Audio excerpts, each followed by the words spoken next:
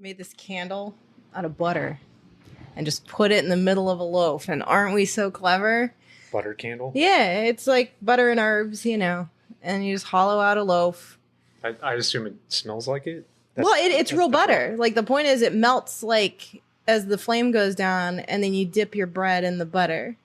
Because the candle is literally just made of butter. There's no wax or anything. Right. It's fucking stupid. Weird. I mean, leave it to humanity. Right? Whatever. Yeah, no, like I said, it would work. Why? I don't know. I don't know. Even knowing it's just butter, I think I'd feel really fucking weird, like, boop. Yeah. I don't know. There's like a... There's like a... It's like, I don't know, it's like this inherent, no. Yeah. No, I agree. You can't give me 40 years of candles and then just because that one says it's butter. It's like, some of the things that look like something else and you're like, oh, haha, it fooled me, but Right. And then butter candle, stupid Instagram ads. Well, we are officially in our countdown to V-Day. To V-Day? This is what I'm calling it. Oh, what V-Day?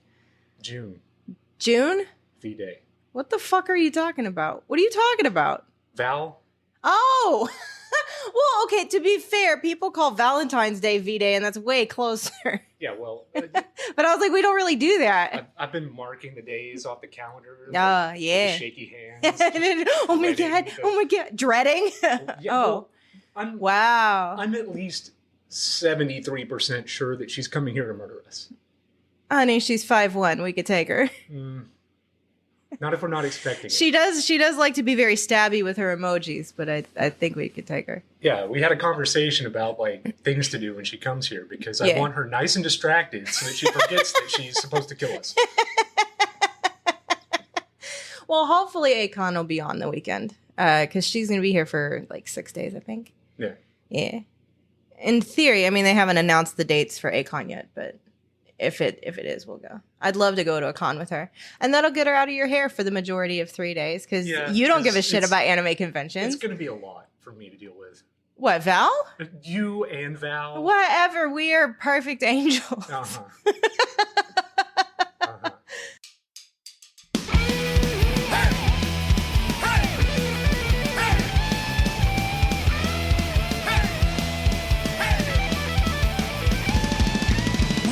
Show about pop culture stuff. We keep watching and connected, but it's never enough. Talking with our friends about our favorite things, TV shows and movies and some random swearing. Hey! Hey! Hey! This is the pretty little podcast. Yeah, we got that coming up. We do. What else? Well, not to get too personal, but our kid graduates high school this year. Yeah. That's crazy. I know, right? Our kid's about to be an adult, and that's very strange to me. Got the job. Yeah. Already has a employment. Fully functioning member of society. Absolutely. Dude, yeah. Yeah, it's kind of cool. Yeah. Solid plans for the future. Far more than I fucking had. Even if those don't pan out, that's still more than I fucking had when I was 17. Mm-hmm. I had no fucking idea. I mean, I applied to colleges and got accepted. Did I go to any of them? No. I tried the college thing. No. Got screwed over. Well, you and I tried college a couple of times because you and I went to art school together. Yeah. Long ago. College just ain't for me. Well, I think that college can be a good thing for certain professions. I don't think it's for everybody. I don't think this whole mentality of you're a failure if you don't have a college degree. But you know how many people I know with college degrees that are still working at McDonald's or something? Having a college degree does not denote success. And there's nothing wrong with working at McDonald's if that's what you like to do. So what the fuck ever. Competition with everybody who has a college degree. Dude, I have had numerous jobs over the years not hire me because I was overqualified. Yep. They were like, oh, yeah, no. And I'm like, but... Anyways, welcome to College Talk with Chad and Jess. Woo! Hello, everyone. Welcome to the show.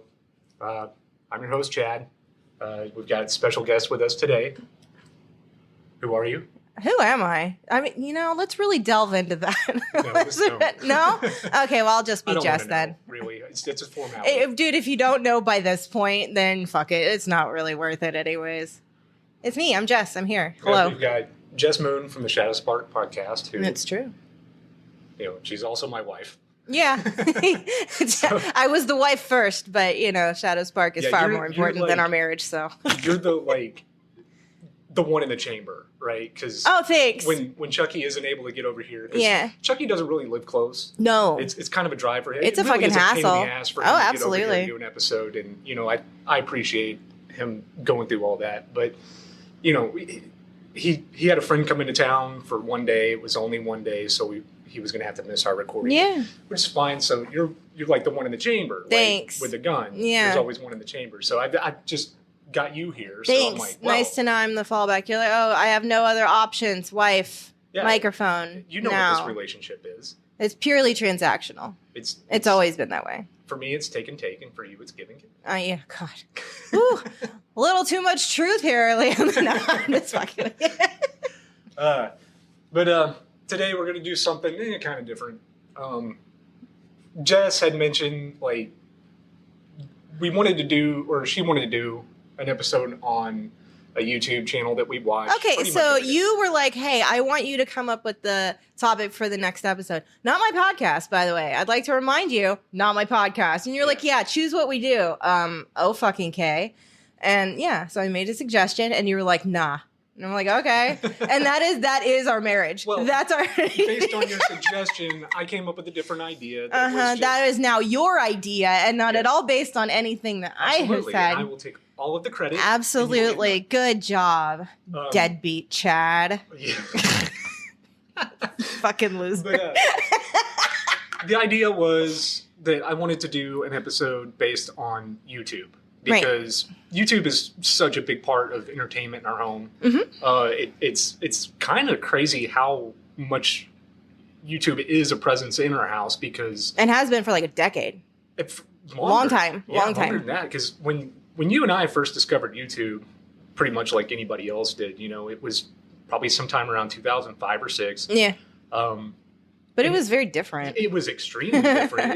That was just where people made stupid little videos. Like it was an alternative at that point, to me at least, to like E-Bomb's World or Icon Has Cheeseburger. Like, another one of those sites with like little clips of things that no one talks about anymore. But yeah. Yeah, and at that point in time, it was Star Wars Kid and Numa Numa Guy. Oh yeah, I didn't care for either of those. But none of it had any production value to it. Well, which was fine. It was just a video sharing website. And at that point, it wasn't like smartphones weren't a thing, tablets weren't a thing, so you had to watch it on your computer, right? Or your laptop, whatever. You could do it that way if you wanted it portable. But yeah, it's really kind of cool to see what YouTube has morphed into or changed into, because like I said, it was just this dumb little thing that you wasted time with, and now it's become a source of entertainment. YouTube to me it's just as if you were watching a channel on cable. Absolutely. It's infinitely, but better in a lot of fucking ways. And I mean, I'm sure we'll get into all that. I don't miss cable. Yeah, I mean, it's infinitely entertaining. Yeah. There's something for every single person. Mm-hmm. Whatever you're into, YouTube has it.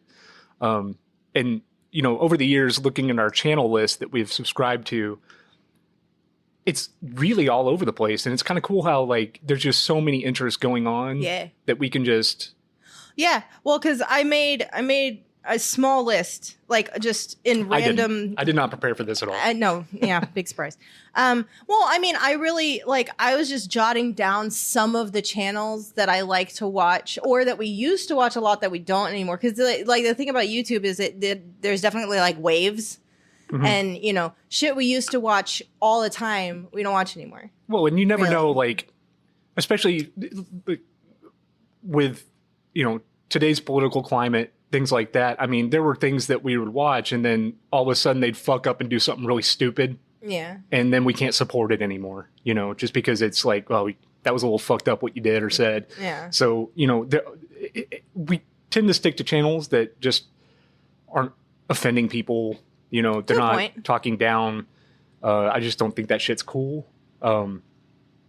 But we do have the handful of things that we watch every day. Mm-hmm. That's just a normal part of our routine. You know, part of our daily life here, especially during dinner, is watching Game Grumps together. Yeah. We've been watching Game Grumps like during dinner Yes, and for well over a decade. Game Grumps is what you had suggested doing the episode on. Because you and- were like, let's do something. Because the thing about this podcast is there's a lot of different ways we could go with this, right? Like we could do something like we did with the Boosh, where it's something we both know very well and both love and are enthusiastic about. There's like the compare contrast thing where you share something you love or something I love, and then the other person really isn't into it, or we watch something new together. But at least for these earlier ones, like, why not? And Right. what is such a dominant force in our life? Like, I watch, and I know you do too, there's far more YouTube in our life than anything else. And like, Yeah, we don't- Crunchyroll would be second to me. But we don't even have cable. oh, we haven't for years. Everything that we watch is app based. You know, Sure, it's Netflix, it's Hulu, it's Amazon, it's HBO. But It's more than anything else where we watch YouTube yes. in this house. YouTube is the go-to because it's like, because of the suggestions that it gives us, we're able to find something pretty quick. And I absolutely fucking hate opening an app and then just searching through the endless shit that they have to watch and trying to find something. I hate that so much. Yeah, I should not have There's to wait too much. 30 minutes to pick out something to watch. There's too many choices, and most of them are terrible. Yeah, and then Like, nah. you throw shit in your queue. And I'll get to it later. I really want to see that. But now your queue is just like another source of frustration. Yeah. What am I going to pick out of this Right. lineup now? So yeah, YouTube is just it's very simple. You're always going to be entertained. You know, it's something that you're going to enjoy. But yeah, Game Grumps for sure, I think, is probably the thing that is watched the most. I believe, because I went back, I think last year, because I was curious, like, how long have we been subscribed to some of the, because like I said, like our kid, like basically grew up, Yeah. we were not one of those fucking iPad parents or any fucking thing like that. But, the kid grew up with YouTube in the house and stuff like that. So I was curious. And I believe we subscribed to Game Grumps, which was among the first channels we actually subscribed to, because subscription didn't, weren't really like the thing to do Right. back in the day. 2014. It was like June 2014 Yeah, when we somewhere in there. subscribed. So it'll be 10 years. We've been watching them every day pretty much in Right. June. So. And for those of you that don't know, Game Grumps it's a Let's Play channel. Yeah. But I don't really care for Let's Plays. What makes Game Grumps special is Danny and Aaron. Absolutely. And the fact that It's not their gaming ability. not at all, but they're just two very unique guys that thank God they found each other. Seriously. Because they're very entertaining just with Yeah. the way that they voice the characters in the game. They give the different characters different personalities. Mm-hmm. And they usually do at least Aaron he'll do voice. Oh yeah, dude. Well, yeah. Well, He gives there's each a lot of character a unique in-jokes. voice. Unless it's a and, female. He has one female Yeah, voice. sometimes he'll just make one sound redneck and out of nowhere. Yeah. Well, his and- Grubba voice, which is one of my favorite. but voices I'm that he pretty does. sure that most of you out there are aware of who Game Grumps are. Yeah, you might. I don't know if they're as popular as they were anymore, but I don't really give a shit what's popular or not. Like, Yeah. And they don't always do game series that I'm like super stoked about, but My go back and favorite watch things other that they things. do are always like just the absurd games, right? That when they're doing something that's mainstream, to me that's not as enjoyable. it depends. I will say that I love Aaron, I do. But the way he plays some games drives me up the fucking wall. Like, I'm a big Dark Souls fan, Yeah. like Soulsborne games and stuff like that. Like, that is my fucking jam. Yeah, And I I really struggle watching him play, specifically like Dark Souls games. We were angry a lot during Zelda, when they just finished Tears of the Kingdom. and yes, stuff because like that. games like that, it's so hard to watch somebody play a game that you're familiar with and play it vastly different than you would. No, I cannot watch people play Tetris. Oh, That drives me I'm up no the good fucking at Tetris, wall but you're like because- a fucking whiz kid at Tetris. I absolutely love Tetris. I probably play Tetris more than anything else, but watching someone else play it, it is frustrating as hell. Mhm. And that's why, like, you know, with Game Grumps, it's always, for me, it's always going to be like the one-offs. Yeah. Or like 1 or 2 or 3 You really episodes. like the Eminem speech party. You go back Yeah, and when they're watch just that playing one. something, especially the Wii broken era ass, like, games, fucking that are garbage just games. broken as hell, Yeah. and they're having a blast. They're voicing these characters, and they're just laughing their ass off. Well, yeah, I don't know. They are the reason why I love Danganronpa as much as I do. Which people who don't know who and I what never would have Danganronpa is- even known really what it was. I probably would Well, have it's known it not was a really in game or your anything, but I wouldn't wheelhouse. have. But never have played like it. I've watched other playthroughs of Danganronpa, and it's not as like I want them. I want Aaron's Nagito. I want like these specific things, and the jokes that I know are there, and it's Right. that They yeah. do a lot of in jokes together, and Yeah. then they'll play Wheel of Fortune. I and fucking get love those- it when they play Wheel of those Fortune fucking and golden Jeopardy. moments Yeah, where they're just hitting bankrupt over and over and Yeah, over. oh my god! If you guys are not familiar with game, I mean, it's an old ass video by this point. Just not Google. Search in YouTube. Search Wheel of Fortune. Dan loses a turn. Go watch that. Right, shit. it's that is Oh my one of God. those hilarious moments that like You can't make that shit You up. can't. You can't script it's it. lightning in a bottle. It'll They never just happen happen again. to capture it. I really like the Mickey Mouse Capade episode. Oh my god! I go back to that one a is couple good. times just because, I mean, I don't know what Aaron was on that day, but he was just Well, he wasn't on anything actually, but yeah, I know what you mean. Well, because he was just making fun of all the wannabe AVGN people, like Right. and yeah, that I really like stick fight. he was lot. making fun of Let's Players that Yeah. try to have a and that's an old video too now, but yeah, that try to have a narrative driven review channel. rage burst, it's fucking stupid, Right, like the angry video game nerd. Yeah, but not. But yes, and Aaron sums it up great. Yeah. That when they try to do a channel like that, and they forget that you have to have charisma, you got to be funny, you got to be Mhm. likable, Mhm. and there's tons of those out there, especially like early in YouTube when people started realizing, oh, you can make channels and have a persona. Right. That early era of people ushering in their personas into these channels, and they're just bad. Oh, yeah. Not a lot of them hit. I mean, and because that's the thing about YouTube, anybody can have a channel. Yeah. Well, Even unless if you you get banned. Yeah, anybody can try, and I think that's cool.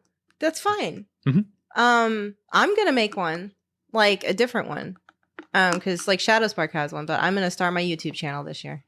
Yeah, I have no desire to be on YouTube. I didn't ever think I did, but over the last year or so, I'm like, I think that would be fun. I'm gonna do it, and I'm not gonna do it with the goal of like hitting it big and making money, but I feel more my skills in making videos and doing things because of the Shadowspark podcast that we have full video episodes. It's super rudimentary, right? But I still have learned the behind the scenes to a point of how to make videos, Mhm. and it's fun. And I really want to stretch and see what I can do, and just make videos for me, really. Well, I think um, that's the best policy to have. Yeah, You because know, I'm not do busy something fun or for you. anything, right? I should definitely take the time to Right. make a YouTube And I mean, while we're channel. talking about YouTube, just kind of to elaborate on what you said too, Mm. too many people start out doing something that they want to do that's fun. YouTube is a great place to do that. And then there are channels that I just dropped off of because you notice that, they make a video that they get a good response in the Mhm. comment sections or something. Suddenly now all their videos are starting to Or gear they towards lean that. too And, far into Are you talking about Brutal Moose? yeah, he's one of them that kind of, Because we Gets used a to little watch stale, him. but- He's on my list of things we used to watch. We yeah, used to watch him a lot, and he was great. And then it just I still became want too to much, support man. him I know, just because like I do like him as a person. Yes, I like him as a person, but as far as his content anymore, I kind of outgrew it. And I really don't. Don't like to be a person who comes on anything anywhere and like shits on another, on a creator. My thing about YouTube is I will watch anything as long as the person doing it is passionate about it and it looks like they're having fun. Because I watch all kinds of videos. I watch crafting videos. Dude, I watch gaming videos. Yeah. You know, I watch competitive eating channels. I watch true crime. A lot of true crime. I mean, probably most of what I watch on YouTube is going to be your... You do a lot more of the interrogation long form videos. Those bore the shit out of me, so I don't do that. There's a channel called Explore With Us that they kind of break down the interrogation, what's going on, how police, they sense mannerisms and things and that's what's interesting about it. It's not the fact that it's an interrogation video. It's the fact that they're breaking down the psychology of it. The psychology and what the people are doing and the tells that they give. See, I have too many issues and biases. But I can apply that in my normal life to find out if people are lying to me. Certain kinds of people. I don't like them. Yeah. But true crime is probably, and by the way, I always end up getting super angry at the manipulation, whether or not the person is guilty. If you're just, never mind. Never mind. The fucking lying. I hate that shit so much. It's bullshit on both parts. Even the if suspect, he's guilty, the police. that doesn't make what you're doing right. Okay, never mind. I'm seriously shutting up. I will get myself canceled over my feelings about the interrogators are not in the right all the time. They lie too. They use tactics to get you to confess. Whether you did anything or not, I'm just gonna say this: if you're ever detained by the police, don't fucking say anything. Get a lawyer and shut the fuck up. Get a lawyer. And let them do the talking. Oh, that makes you look guilty. Shut the fuck up. Yes, lawyer, please. But, end.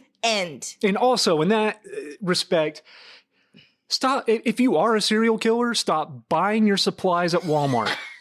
And stop buying them all at the same time. Okay, well, let's not get rid of the receipt. Serial killers. Don't take your cell phone with you. Quit doing all these things that get you caught. Or go ahead. You need to be caught. Are you sure?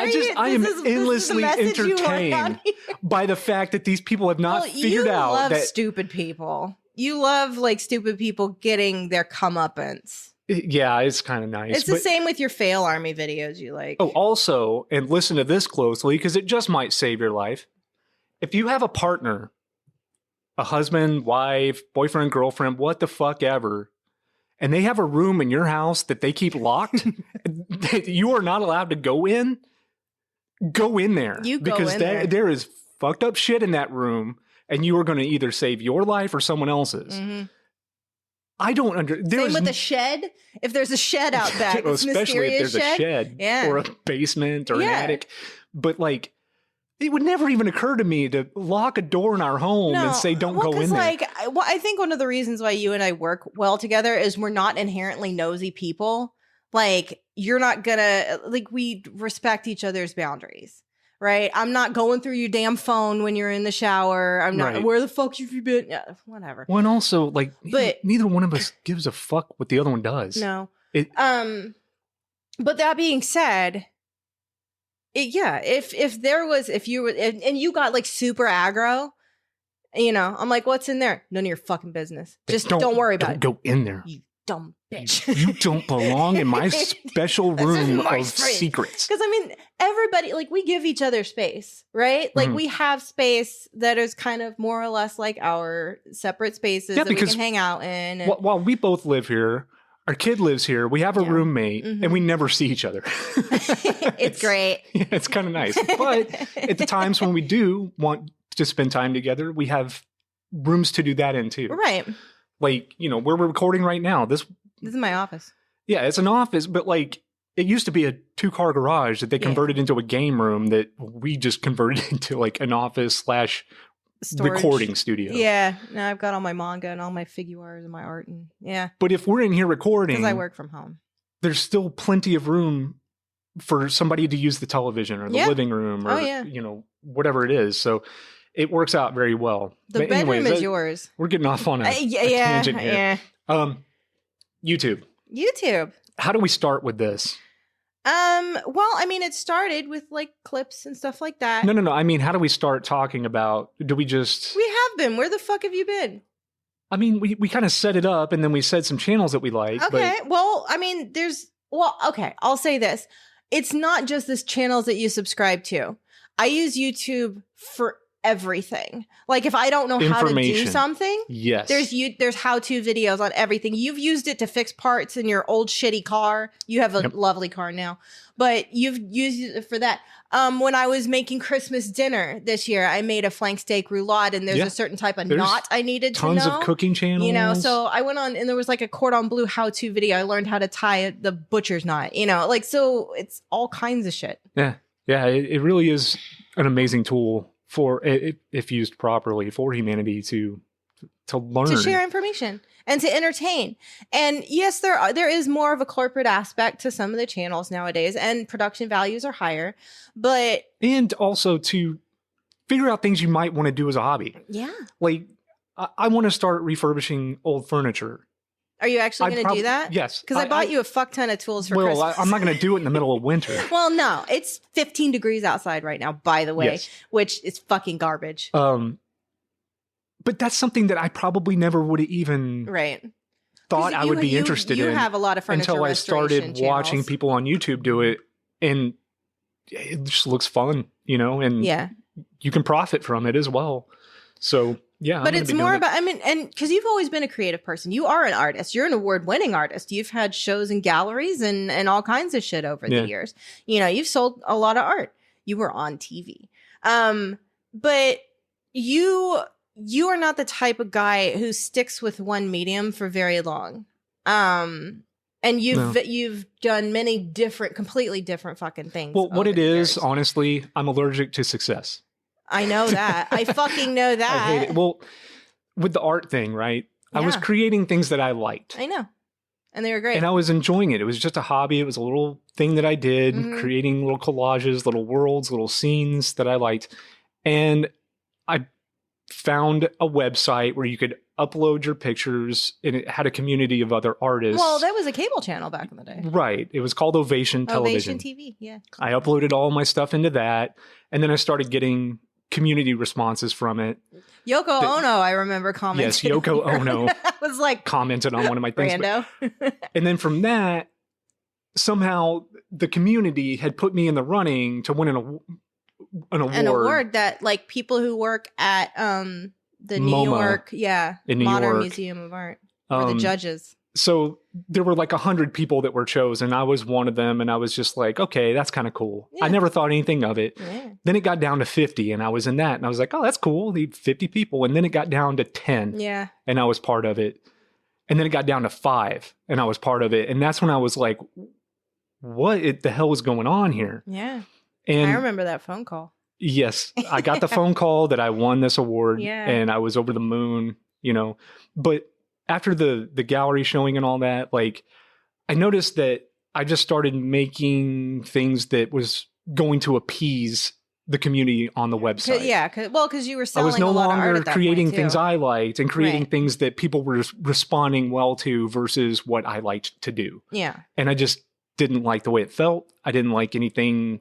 I didn't want anything to do with it. Mm-hmm. And I get that way. If anytime I start getting a little bit of success with this thing, it starts changing into something that gets kind of out of my control, and then I just don't want to do it. And then you shut down. Yeah. I know.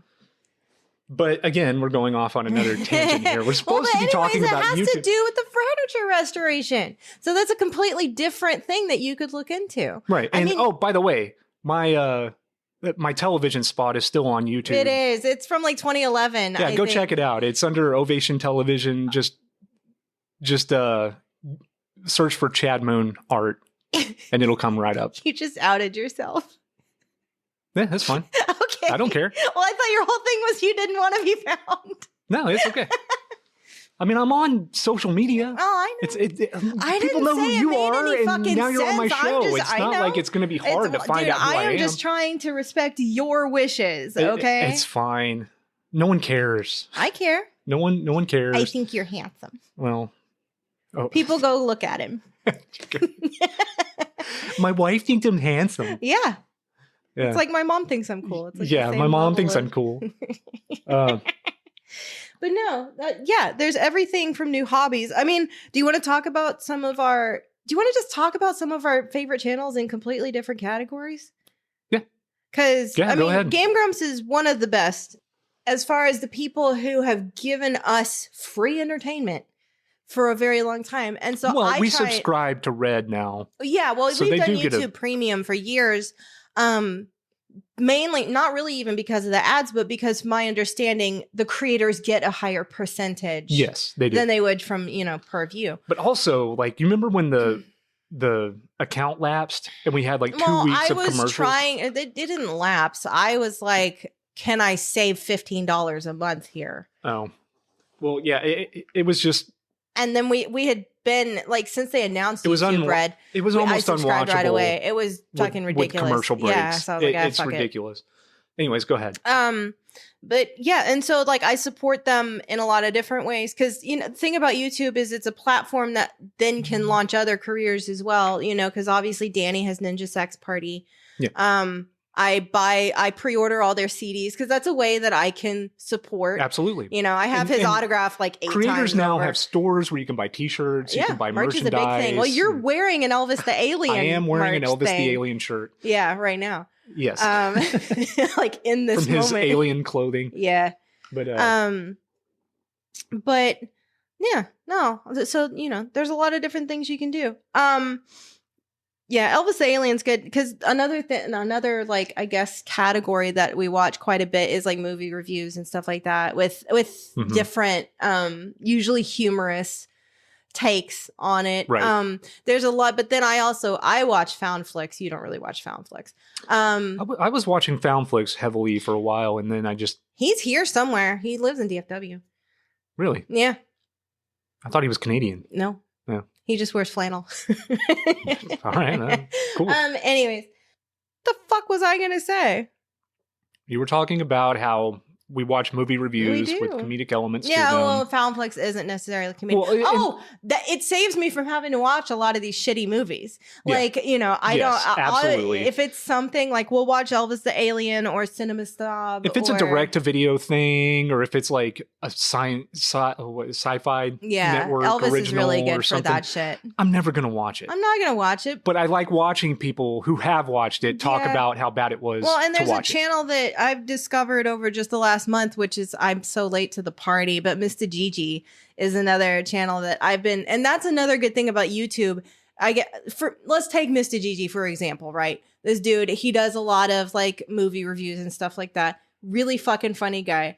But he's been on here for years and years, and my algorithm has never fucking suggested how. I don't know. Well, especially since we watch so many movie reviewers. But anyways, he finally showed up, and so now I have years of content to like go back and watch. Yeah, it's always great when you find a new channel you like, and then you Yeah. find out they've been doing this for 10 years. So and good, they've got and I'm like, oh yeah, hell yeah, 10 years worth of content, and you can just go and because I mean, digest I all have of it. a lot of free hours in the day. I work from home, but I don't deal with customers or anything like that. So I have me either. I have YouTube or Crunchyroll going on my laptop right next to me. So I'll listen to podcasts or something. Yeah, it is essential to me to have podcasts or music or something to listen to at work. But if you have YouTube Premium, you can even download shit or watch it with the phone closed too. So, but yeah, so I have a lot of hours in the day that I need distraction from the existential dread that, lurks just under the thinnest veneer of skin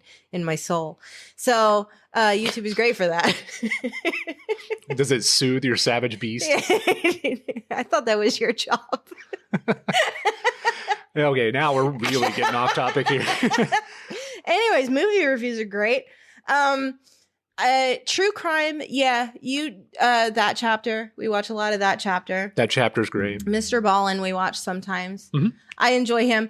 We've joked about him looking like a Dangerous Minds type teacher, though. Like he definitely, like he looks like the guy who sits backwards in the chair, and he's like, "All right, this kids." guy is the basketball coach that comes in and then teaches the the inner city youth that they're of value. Yes, exactly. And I mean, his content isn't like that at all. There is just something about his vibe. look. It's the backwards it's the backwards hat with the long ponytail, the flannel shirts. He's got He's Coach super written on him. approachable, really, really nice guy, good at conveying information. He just looks like that to me.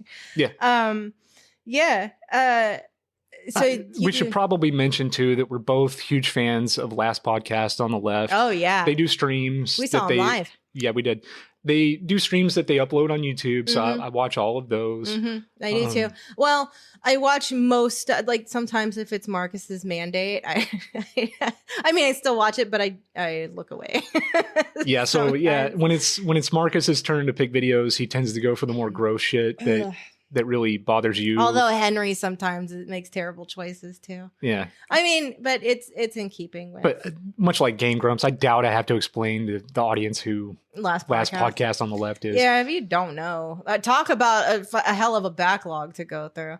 And if you don't know who they are, look them up. They're hilarious. They've got podcasts. They've got YouTube channel. They made a comic book. I bought you their book. Yeah, they got that books. Autographed book thing. Yeah. So, and check them out. You won't be disappointed. And there's a decade plus worth of material to go Absolutely. Like, I did not know what to think about Henry at first because you found Last Podcast before and you told him you recommended specifically the Pee Wee Gaskins series to me. And that was my introduction to Henry Zabrowski. And at first I was like, Chad, what the fuck? I cannot listen to this guy. Yeah, he's like, he's hard to take. And then you find his sister. Oh, Jesus. It's just him turned up to 15. But yeah, no, I mean, I grew to love him. But so that's a lot of true crime stuff. I don't know. What else do we watch every day? Well, for me, I think when we're alone watching YouTube, our habits are very different. Like separate. For me, not when we're alone. I watch a lot of. I absolutely watch YouTube to fall asleep. Yeah. So I try to put things on that like I don't really need to pay attention to. But you like the voice. Yes, but I like what they're doing or whatever, and I can just drift off to sleep. Bill Makes Stuff? Yeah, there's a channel called Bill Makes Stuff. Now this guy, he's British. He scratch builds. Everything he makes is from scratch. He makes all kinds of things. His biggest thing, I guess, is like game boards for tabletop gaming. Oh. Because he has like his own little world that he makes stuff for. Yes, and that's what it's for. It's for a tabletop game that he's creating. This like city. I like his attic, like his set and everything. Yes, his studio is super small. It's just like a part of his attic that he uses. But he has a very distinctive style, not only to the way that he edits his videos. Are great. I love his thumbnails. They're so dynamic. Yeah, and his videos are too. I mean, they're kind of funny the way he edits things and everything. But mostly it's what he produces, right? That's what you're watching the channel for. And these things are incredible. Incredible sets, incredible characters, and they all look like they're straight out of like Tank Girl, which I was a huge fan of when I was a kid.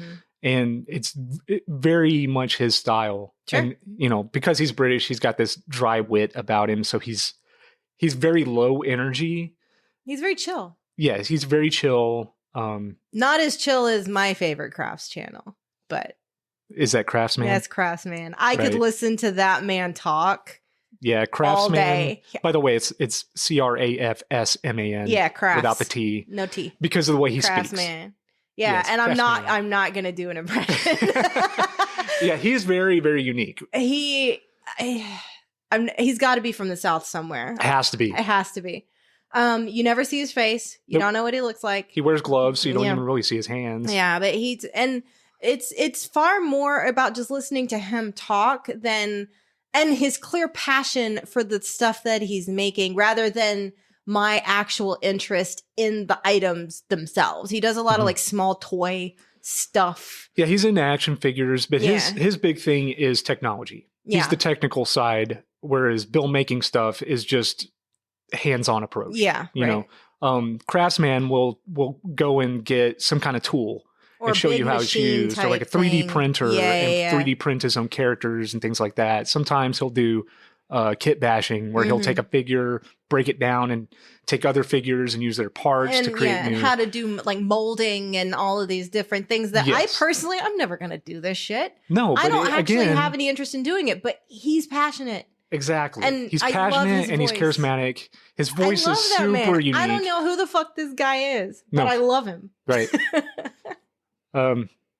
So what else? Oh, and there are channels that I do watch to go to sleep, like that HMS. Some of them are in Japanese, so I don't know what the channels are you really called. love all of that. Yeah, those more crafting stuff with your that little stuff is tinkly like piano stuff. Yeah, those are videos where they go buy a kit that you put together, and then it'll be like an ASMR thing, or there'll be like relaxing piano music going, or violin. And just hands putting the kit together. Yeah, and that's something that I'm not really super interested in, but because it's got like the lullabies playing, it's easy for me to fall asleep too. Just rock the baby to sleep. Yes, yes. See, for me, when I go to sleep, I want someone telling me a story. Like so I actually go more towards long form historical documentaries and shit like that. The People's Profile is one that I've been watching a lot, you know, I like, they put me to sleep within 10 minutes. And that's not saying that the information isn't cool, because I'll watch them like while I'm working and whatever. But there is something about, you know, it's like the man known to history as blah, blah, blah was born, blah. Well, you're getting a lecture. Yeah, I love You're not being entertained. You're getting a lecture. Well, but I like that kind of stuff. I love historical fiction and stuff like that. But yeah, so that's what I'll do. And they never get out of childhood before I'm like asleep, you know? Because like, as much as we love Game Grumps, we used to go to sleep to Game Grumps, but those motherfuckers would wake me up sometimes.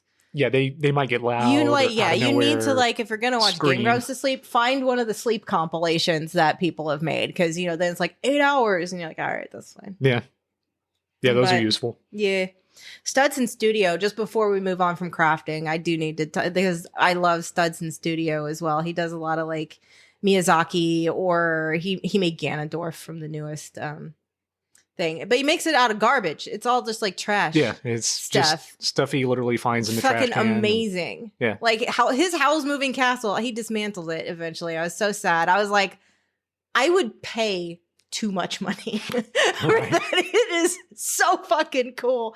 And that's what he has, the ability to look at just the most random piece of plastic, and he's like, oh well, this is clearly a this, and I'm like, my brain does not work like that. But again, all. much It's like so Craftsman, cool. He's got a very unique voice. Yeah, he's funny. And he is funny. It's dry humor, but it hits every time. I like it. Yeah, we always watch his stuff. And you know, he does a lot of the quick edits and cutaways and stuff like that. So it, you know, the video flows well. Right. Obviously, when watching Crafts videos, I don't want to watch a Crafts video where somebody in real time is making this thing. Oh, no. I don't want to sit there for 3 hours while somebody There's that one. I need edits. I need humor. There's that one Korean channel, the lady who does the clay. I don't remember what it's called though. The like clay molding. Like, she did. I wish I remembered the name of that. I don't know. That one drives me crazy because it just looks like she sticks pieces on and they just stick, and she's like boop, boop, boop. And there's like, as soon as she's done with her clay models, they're like, she does a lot of cartoon characters, anime, and the more traditional cartoon. And they're to scale. Yes, I know. They look like a figure you could just go buy. Absolutely. It's fucking astounding. But I don't, is it Clay Attraction? Clay Attraction. That's it. Yeah. Go check them out. She does a lot of like cartoon characters. It's recognizable. Funny. Right. But she's, from what I understand, she's Japanese. It's Korean. Korean? Yeah.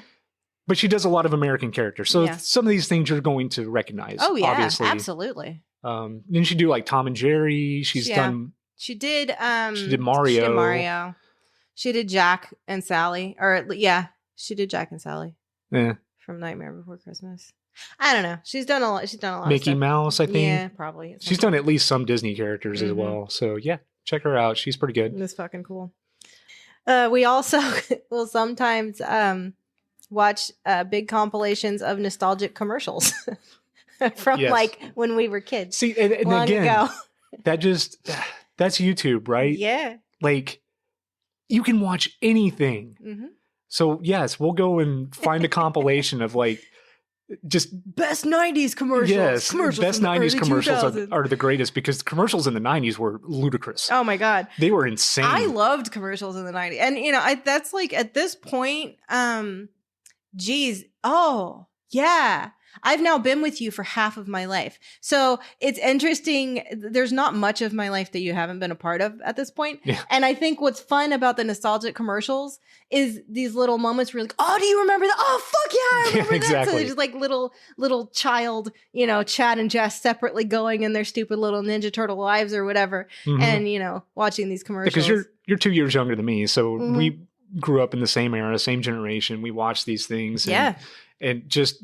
It didn't matter in the 90s what they were trying to sell you. If they were selling you a stick of gum, it was the most extreme stick of gum you were ever going to radical. put in your mouth.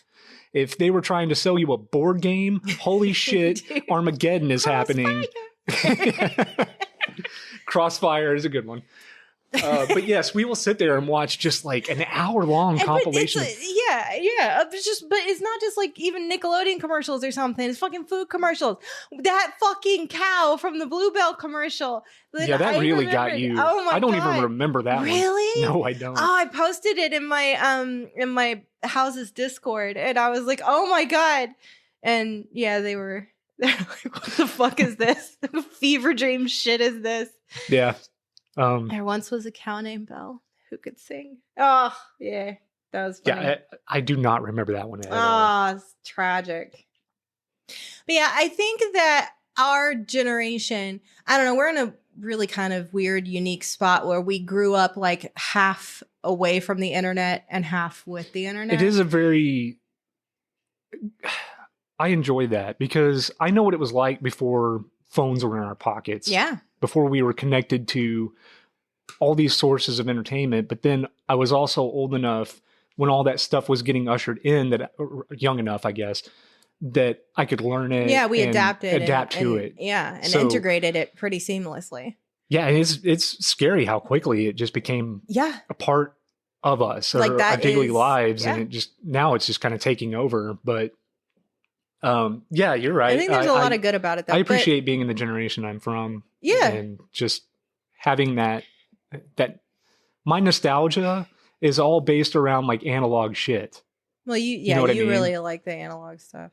Well, analog just meaning like you had to get up and I like know. physically change the Yeah. channel on the I know. television. That you blue know, screen like, with the 3. yeah, I mean, they had remote TVs. We didn't have one in our house. Really? When I was little, we didn't. Oh. We didn't have a. My dad was super into like 80s tech, so we probably did. I was small. I don't it was remember. probably sometime in the. They would just put on the Dark Crystal for me and like let me sit while they went back to bed. So I don't remember actually doing much. I didn't actually it was grow up probably like watching a hell of a lot of TV though. 1992 or 3 before I even had a television in my room that had a remote. Oh yeah, no, mine was like 95 when we moved. And I got my own room and, had a TV with cable and everything in there. But no, that means that there's a lot of shit like catered to us on YouTube. Yeah, we're at that You age know? also where like It was our Things are generation that being- were the first creators, like putting shit on and thinking, right, and we're also the generation right now that is being, advertised to waste money. Oh, absolutely. It's very effective. It is. But there's also some shit that is on YouTube that you can't get anywhere else. As far as I'm aware. Like Don't Hug Me, I'm Scared. Is that available anywhere else? I think that yes. Is it now? At least the newest season that they just did, I know was like a BBC thing. It's being aired over in England. Well, but I think initially it was just a YouTube only thing. yeah, Don't Hug Me, I'm Scared is Because there's these little moments in YouTube history where these like, and your stupid fucking, well, I guess that was Adult Swim. That's not, I'm not even going to bring it up.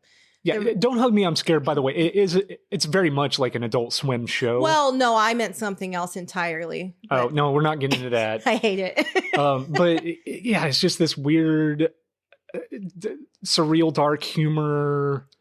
It's a parody of a kid show. Yes, it's a parody of like Sesame Street Yeah. or something like that, but it's really fucked up and dark. Yeah. And then you find out that there's YouTubers out there that had channels dissecting this thing. Uh-huh.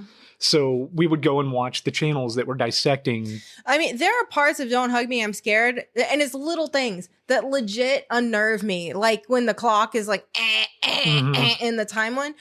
There's something about that tone with that face, the face of the clock, haha. I legit don't like it. It's very anxiety inducing. And I'm not like that type of person who's like scared by everything under the sun. Like that's not who I am. But it's very effective. Yeah, it's definitely. I don't like the picnic episode. It's definitely tiptoeing that line of analog horror. Yeah. It's a horror. Yeah. It's not even like, yes, it's a parody of a kid show, but it's, you know, it's in that same vein of taking like a Five Nights at Freddy's where you have Chuck E. Cheese, like a good, wholesome, kid-friendly place to be, and then you turn it into this absurd, fucked up experience. YouTube is very good at taking the wholesome and subverting it in different that's why I love analog horror. Yeah, and there are channels, I can't think of any off the top of my head, but that specialize in analog horror, you know, like emergency broadcast signals, shit like that. I freely admit I don't understand. It's very niche. It's extremely niche. It's I don't have to. It's because I come from I like the technical aspects of creating these videos, right? Making it look like it's something like authentically from then, a different era. Yeah. So yes, authentically that. And so now you have analog horror channels that they really emphasize that these things were old broadcasts that have been found, and they would have ran on television, but it's all got this like weird like VHS aspect to it, and everything's got this choppy quality where the tracking is off and some of it's blurry, and it's just like news broadcast interruptions where weird fucked up shit's happening in the world. And in these small towns somewhere where it's an alien invasion, or it's just a horror that people can't even comprehend what's going on. That kind of shit, I will eat that shit up all day. Yeah, I'll fall asleep. But that's okay. We don't have to like that. Again, our watching habits are very different when we're alone. Dude, my because it's technically it's the YouTube channel that we use is in my name. It has one video uploaded like 14 years ago called Robo Mew Plays Fetch. Yeah, just when our cat, it's just me playing fetch with my cat or our cat. Yeah. And I think it has like 7 views. But it was just a little moment in time. And now you can go back to when she was young and used to play fetch. Yeah. You know, now she's just a fat old bobcat. She's immortalized. Yeah. In YouTube. But no, that algorithm it does not know what the fuck to do. Because we have such different viewing habits. I mean, we overlap quite a bit. You know, you and I both recently have been. We also have like 4 people watching things on one account, so it's. Well, the kiddo has a different one. And when it's in the living room, it's still in my account. But yeah, and I mean, because more recently, I've been watching a lot more long form essay style shows or channels like The Right Opinion. I've been watching a lot of The Right Opinion. I like his stuff. Turkey Tom is one that I watch, not all of. Because I mean, I freely admit that like because there's a lot of YouTube that I don't give a shit about, like the beauty side of it, the more drama side of it, like makeup tutorials, which is amazing. That's awesome that it's available. Yes. But I don't really need that. I mean, I know how to put on makeup, so but not everybody does. You know, so but because I was talking about like I've learned a lot of YouTube drama that I just I was not even aware of over the years through these long form essay things. But I think those channels are important because they really emphasize the burden of proof, right? Because especially today, and this might be a little controversial, you can cut it if you want, but accusations are made without any fucking proof. And not just of like a sexual assault nature, but of like any fucking thing. Right. Right. Our society is so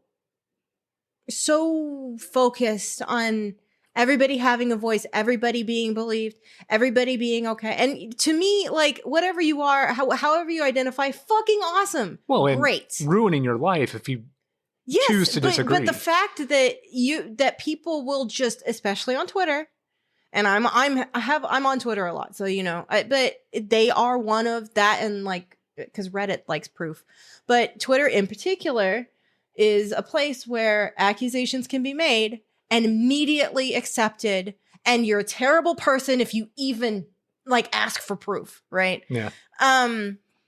Because then you're against the victim, or it's like, no, I just like to make sure if we're canceling this guy, it's for like an actual valid reason, Right. you know. So see, and that was kind of a fear of mine doing this podcast too, is like, I don't ever want this thing to get so big that it gets out of my control. You know what I mean? the fuck's what are you gonna get canceled over? Who knows? I mean, I guess I'm not that's exactly 100% PC. I know. Just in my normal life. I mean, I may say something that I'm just like, whatever, but then somebody out there is like, well, now we have to kill him. I don't think you hold any views that are that funny. I would not be married to someone who I try held my views best that not to were be an that, asshole. If I like- say something that's offensive, it's not my intent. Like, I really am just a guy who's trying to figure this out. You know what I mean?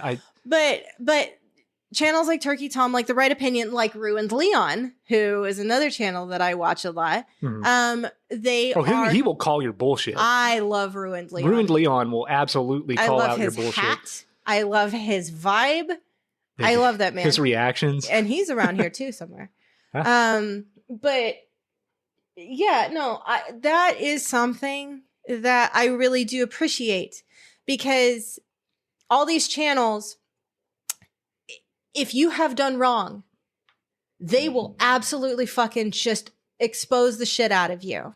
But if there are accusations against you and there's no fucking proof or anything like that, they'll be like, okay, yeah, but like, I'd like to be able to know for a fact, you know, like, where's the proof? That type of shit. Right. And so, because I mean, yeah, it's really kind of, you never know what you can or can't say. It really anymore. helps having, you know, channels with personalities that you like, you trust their opinion on things, giving you this information. Yes. Because I don't listen to anything that is one-sided. No, I don't either. If all you do is talk about how great this is and how bad this is, I'm not Exactly. interested. I No. need somebody with a centered focus, calling bullshit from all angles and finding out what the truth is. Yeah.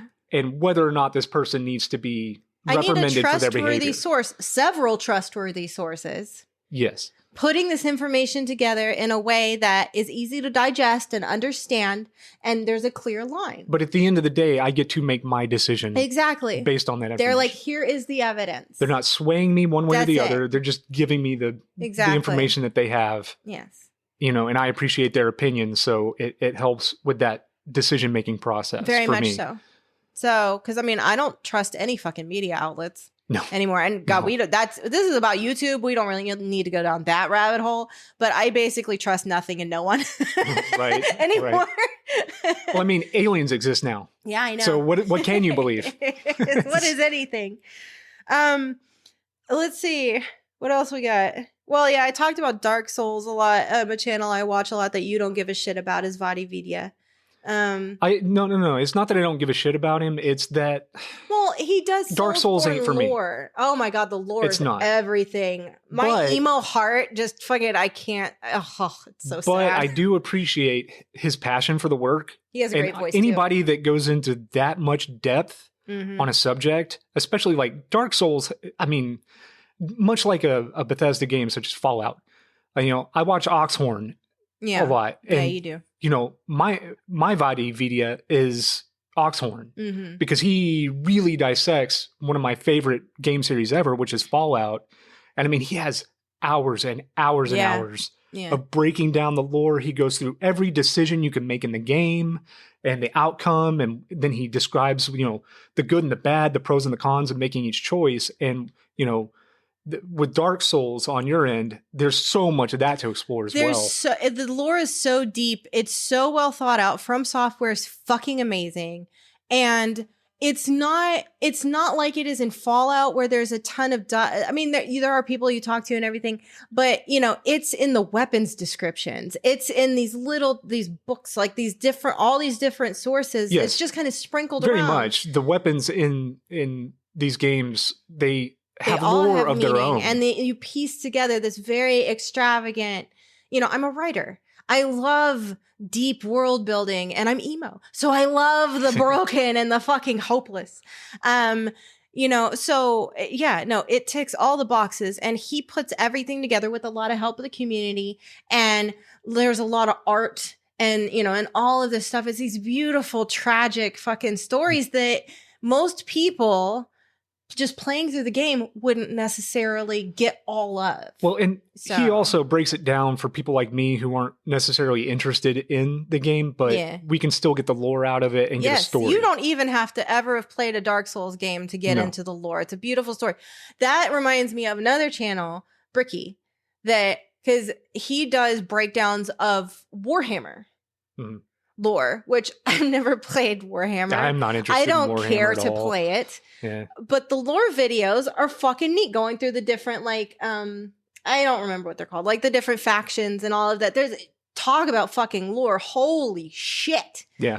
Well, I mean, Warhammer is something that's been around forever. For fucking ever. And he is a person who takes all this shit that I don't know any fucking thing about. I'm not even super invested in, but he is. And over the course of this video, I'm like, learning shit. I'm like, oh wow, oh that's fucking cool. Am I ever gonna go play the game or read the books? No. But it's a fun story. You're still learning things. Yeah, I mean, and YouTube is great for that too. It's like something that you would never sit down and spend the countless hundreds of hours to play, like a Dark Souls or a Fallout or something like that. You can still watch videos of people breaking it down and get all of that experience. Absolutely. Without even having to buy the game. YouTube is the best kind of escapism for me because it's so varied. And most of the things that I do in my daily life, I don't watch YouTube videos about. It's all this other shit. Like our what we've been watching more than anything recently, probably if you had to pick one channel that both of us are watching a hell of a lot of, that would be Beard Meets Food. Yes.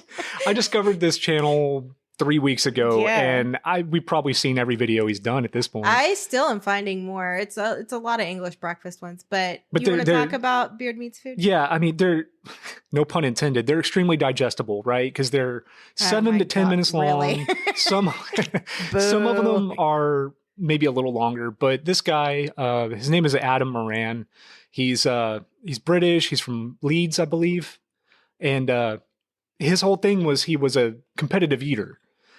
And during quarantine, he started his own channel.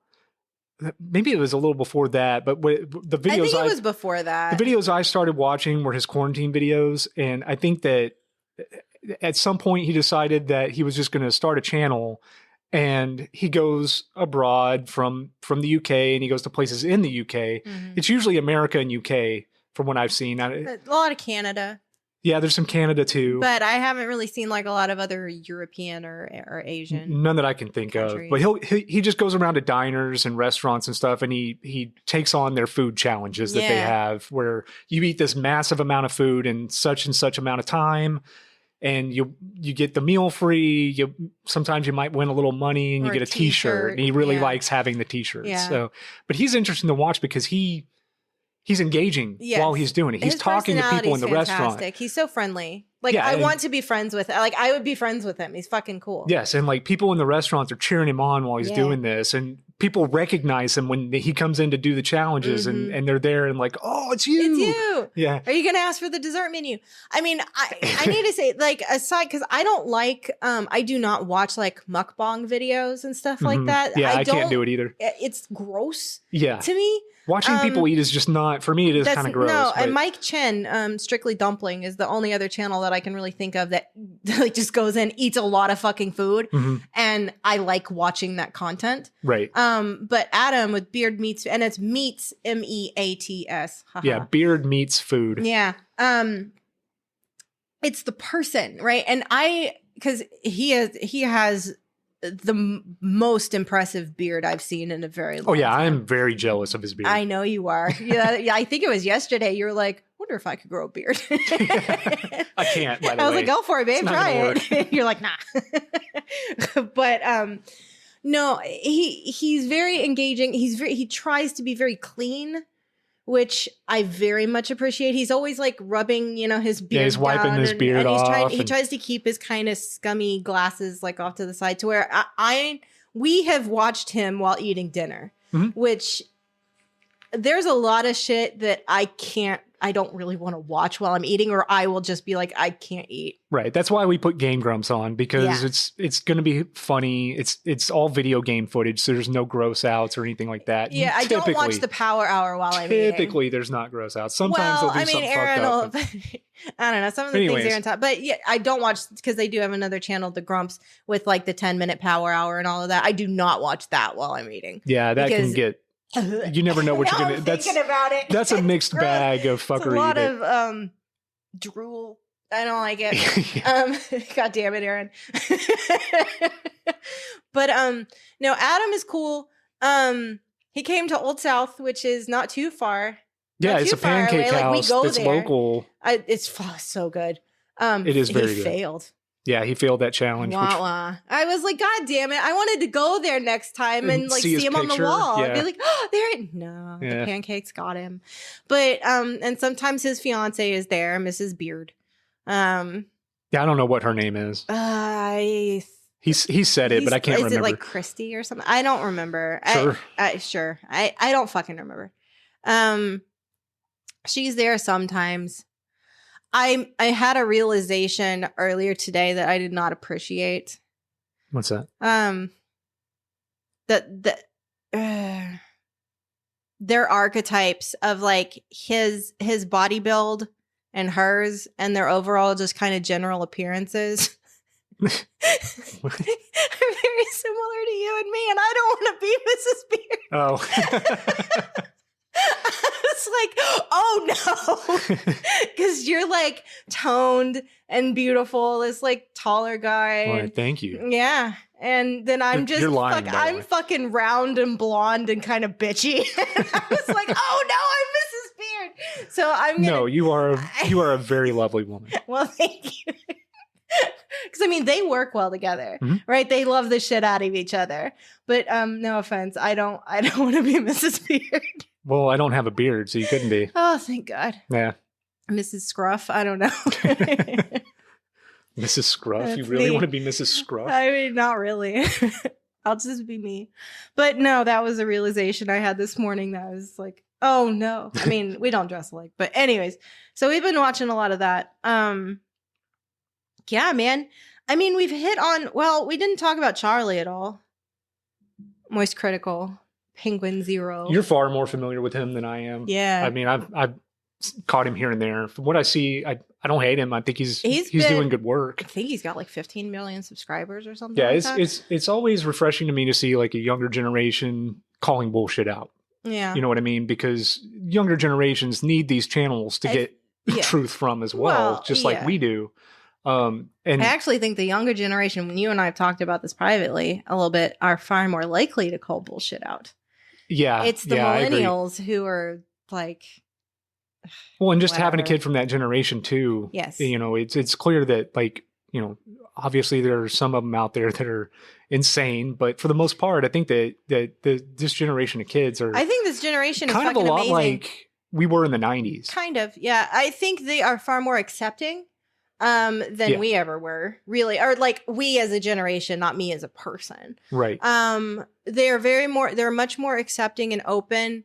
But at the same however you identify, whatever, like it's just not a thing to them. They just, okay, sure. Mm-hmm. Which I do agree with, you know, to a point, or for the most part. Because it shouldn't be my opinion. I shouldn't have a say in what you are. Right. That's your life. That's not me. I don't have Live your life, man. And so, but at the same time, they were raised on the internet, right? Even our kid who did not have a phone or tablet for a very long time. Yeah. You know, even still now, like they're just more familiar with it. But they don't take things nearly as seriously as a lot of millennials do. Millennials get butthurt over every fucking thing. Whereas a lot of Gen Z, because we do have a kid and friends and, you know, I don't have teenage friends. Our kids' friends is what I mean. Jesus. Yeah. Millennials, we are definitely the millennial generation is the generation of we are going to be outraged for you. Absolutely. Yes. Which is just crazy to me. Exactly. Like Yes. Do you, I On your guess, but behalf. like, please don't. But no, Don't they just interfere think with my they think a life. lot of shit is funny. They don't believe that. I mean, they don't have any faith in authority, which I don't disagree with. Yeah. You know, so I'm really excited to see what they're going to turn out to be, because I actually, you know, everybody's always like, oh, teenagers are scary. Oh, teenagers are fucking dumb. They're always on their phones and da da da. Yeah, do you actually know any? Because I know quite a few, and all the ones I know are fucking cool. Yeah. So I actually am really hopeful for the next generation. That has nothing to do with YouTube, though. No, it does not. We didn't talk about fanboy flicks either. You like Mark? Fanboy flicks, yeah. Welcome back to the show. So this is a channel. It's called Fanboy Flicks, but the show is Weird Movies with Mark. Yeah. I think he rebranded. He's Canadian. A couple years ago. Yeah, a Canadian guy, but he does like weird like 50s B and movies 60s. from like the 50s, Yeah, 60s, yes, old classic films that just, you know, they weren't good. They weren't made to be good. Nobody thought they were going to be good. They were But just fodder for what theaters. sets him apart? I mean, his commentary is amazing. Like, he's always funny, but he puts himself in the movies. Yes. He will Photoshop himself into scenes from the movie, so good. reacting to the stupidity of the film. He'll just like freeze the movie around him and like become a character. Yes, and it's oh my God. it hits every time for me. So well and done. Again, it's just a very unique take. I'm sure there are others that do that, because look, I don't know what I'm not familiar with every video on YouTube, but what we watch. Right. But as far as movie reviewers go, I think he's the most unique. I really like him. Yeah, because there's really like four that I at least watch on a regular basis. That's Elvis and Fanboy Flicks and Mr. Gigi and then Cinema Snob. Brad. Elvis the Alien is good. He's fantastic. I love his shit. His whole thing when he reviews movies, video games, TV shows, usually those subjects. Yeah. He also does call out videos. It's almost like getting a stoner's point of view, because you know he admittedly smokes pot. He is definitely in that the culture based around smoking pot. Oh, I suppose. But I don't really ever think of that though. No, because he doesn't harp on it in his videos. He's not like smoking while he's reviewing or anything like that. It's just he has, but that's been a long time. Yeah, and it's legal there, so whatever. But yeah, he just has this weird like personal take on everything, and it's just like you may not agree with it, but it's still a funny take. Yeah, he laughs at himself, but not in like an obnoxious way. Yeah, he calls himself out. Yeah. He is another one who, I mean, he's done call out videos for different YouTubers and shit in the past too. And yeah, he's just like, what the fuck are y'all doing? Like, yeah, but tuning into any given review of his, it's typically going to be a movie. It's probably going to have Nicolas Cage in it. He loves Nicolas Cage. He loves Nicolas Cage, but who doesn't? Yeah, he's got this cardboard cutout of Nicolas Cage behind him. He'll put his own mouth in it to like make him talk. Yeah, he has conversations with this Nicolas Cage cutout. He has a big clothing line, Alien Clothing, AYYLIEN. Yeah. Like which again, another really, really unique clothing line or merch store for a YouTuber, because it's not his face on the merchandice. No, it's not even like, I mean, you've got the little tag on your sleeve right there. And the shirt that I'm wearing right now, just to give you an idea, it's this fucking it's this really this sad, pathetic, saggy ass Mickey Mouse. Yeah, it's like Mickey Mouse if he was old and like didn't brush his teeth, and he's got money bags all around him, and he's just like hunched over, and it just says, "When am I going to be happy?" Yeah, when will I be happy? In like the Disney font with the Disney castle. Yeah, it's got the Disney castle behind him, and it's just like that's the type of humor. It's just this weird. Again, he's into cosmic horror. He loves Lovecraft, Lovecraftian things. He does Lovecraftian videos. His video games are typically reviews of games that are centered around a Lovecraft. Because he is a gamer too. Well, because Bloodborne's his favorite video game ever. Yeah. So his shirts and his clothing line reflect that Lovecraftian, weird, fucked up, usually humor. Kind of bright.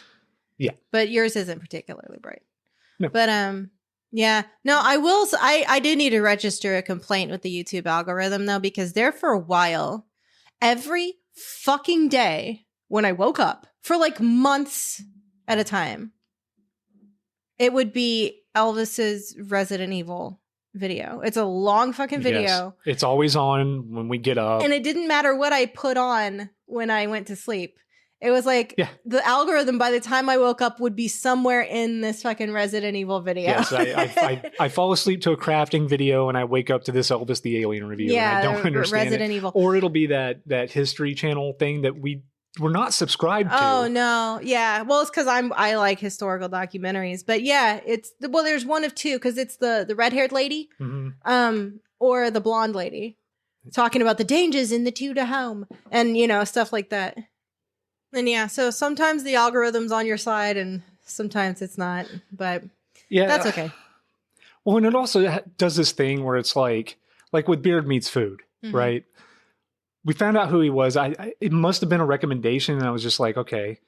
It's definitely something you found. Yeah, I think it just popped up and recommended for whatever reason. Yeah, it's not like, I mean, we do watch food channels, I guess, and food review channels, so maybe that is related, but once I started watching it, and then I just kept watching it, now it's like all it's requesting at this moment in time right now is like... Our entire recommended is Mr. Gigi and Beard Meets Food, because that's like what we're watching, in the right opinion.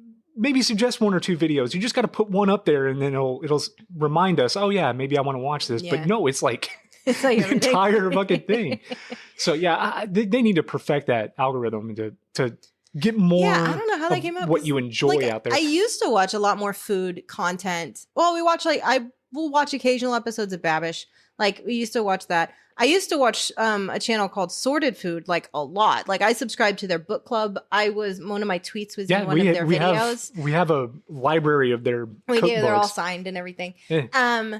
And yeah, I remember when they picked, because Jesus, I like fucking raged at my TV because they made enchiladas once, and they are these 4 British boys, and it was so wrong. And I was like, Ben, oh my God. And so when they said they were going to make carnitas, I like tweeted at them and I was like, here's how you make carnitas. Like, I might not be Hispanic, but I am from Texas. Yeah. I know this shit. And so then they used my tweet in their video and I was like, oh, Chad, I'm famous. Look, I'm famous. But yeah, and now look at you. What? You're a published author. You have a podcast. Well, you're about to have a YouTube channel. Not because of Sorted Food. That's where it starts. Oh yes, of course. And they did a weird. Well, Ben was in that. The Game Grumps went to England and did that like baking competition thing, like the Great British Bake Off. But Ben was one of the judges, and I was like, "Oh, this is a weird crossover in my life." Yeah, it was like a Great British Bake Off thing with YouTubers. Yeah, it was. Yeah, it's the Game Grumps versus Yogscast, and for like Jurassic World or something. I don't remember what the fuck it was. Yeah, it was like there was like a dinosaur guy there too. Yeah. Yeah, I don't think Ben knew what the fuck to make of Aaron and Danny. He was very nonplussed because he's a very, very serious boy. Yes. And the rest of the Sorted Food cast are the funny ones, like, like Mike's like super charismatic, does the music, Jamie. And starting out, wasn't it that they didn't know anything about cooking and he taught them? Ben is the chef, yeah. And now they're better at it. Right. So it was like Ben is the chef and then he's got these 3 like just friends who, don't know shit about cooking, so... But now they do. And it's kind of cool. Yeah. And to see that develop. Yeah. Well, and that's something about watching YouTube for so many years. Like I've watched people get into relationships. Now most of the Sorted Food guys are married. Danny's now married. He doesn't talk about his wife very much, but you get to see or different people have had kids and stuff like that. And so you get to watch people's lives over the years. And, I know parasocial is a thing that is like a term that's like used a lot. You develop these attachments to these people who you really don't know. Right. But they're very much a part of your life. Yeah. So it's just like sitting down and watching your friends goof around. Even though, do I know Aaron and Danny? No, I've never met them, but they're a part of our household. We quote them constantly. Well, yeah, I realized, I'll do this sometimes. I'll do like the yeah thing. Mm-hmm. Danny does that. Yes, he does. I was like, oh, good. I'm just picking up vocal habits, and shit. Yeah, my speech patterns are now changed because of you. Yeah, and talk about in-jokes. Jesus Christ, so many. There is, but with Aaron and Dan too, like. Don't let your little kids watch them. No. And if they are, make them stop. Well, because they get into sexual innuendos. They get very sexual on the show sometimes. Earlier this week, because our kid stays in does not watch TV with us in the evenings, really. Right. It's always an option. But when I asked why, the answer was, y'all watch a lot of Game Grumps, and it makes me really uncomfortable to have my dad in the room. And I was like, you watch that shit with me all the time. And it was like, yeah, well, that's different. It would make, because there was a point where we were like, okay, you can come watch it with us. And then as soon as we say, okay, there's Dan going, my penis itches today. Like, it's usually Aaron. And then Dan's like, well, why don't you stick it in my butt? They don't say that. He's never said that. If anything, it's very much the other way around. But yeah, no, Aaron will just go off, on a butthole rant or, right. But out of nowhere, they can get very sexual or which say is something. Fine. And I think it's funny, but they cuss a lot. Not for kids. Huh? Not for kids. Yeah, it is not for kids. No. I'd say if your kid is 15, like I said, they our probably kid know has this been stuff watching anyway. Game Grumps, for a couple of years, but not even to this day, not around you. Yeah. It's a comfort thing. And I was like, I mean, okay. Because you talk to me about all kinds of shit. Well, that's father. Yeah, that's that's different. That's an episode for another time. Yeah. But God, see, I do. God damn you, Lee Daniel, Abadan.